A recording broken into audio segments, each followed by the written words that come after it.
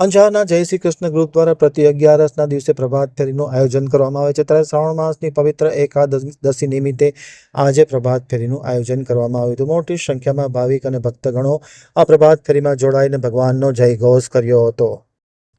હવે જોઈએ અંજાર આમતક ન્યૂઝ બ્યુરોનો એક વિસ્તૃત અહેવાલ। અંજારના ચાતુર્માસના પાવન દિવસોમાં દેવાધિદેવ મહાદેવને પ્રિય એવા પવિત્ર શ્રાવણ માસની પવિત્ર એકાદશીના શુભ અવસરે અંજારમાં જય શ્રી કૃષ્ણ ગ્રુપ દ્વારા પ્રત્યેક 11 આયોજિત થતી નિયમિત પ્રભાત ફેરીનું પણ ભક્તિમય વાતાવરણમાં આયોજન કરવામાં આવ્યું હતું। વહેલી સવારે ભક્તોના હરિનામના જયઘોષ, ભજન કીર્તન અને આધ્યાત્મિક ઉલ્લાસ સાથે નીકળેલી આ પ્રભાત ફેરીમાં મોટી સંખ્યામાં ભાઈઓ, બહેનો, માતાઓ અને ધર્મપ્રેમી ભક્તજનો જોડાયા હતા।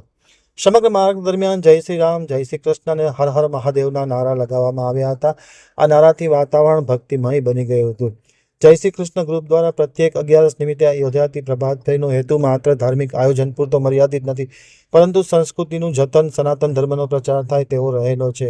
ખાસ કરીને આમતક ટીવી સાથેની વાતચીતમાં માહિતી આપતા જીતુભાઈએ જણાવ્યું હતું કે રામસખી મંદિરે હનુમાનજીની ભાવપૂર્વક આરાધના કરવામાં આવી હતી તથા પ્રભુ શ્રી રામને થાળ ધરાવી ભક્તજનોએ પ્રસાદીનું વિતરણ કરવામાં આવ્યું હતું।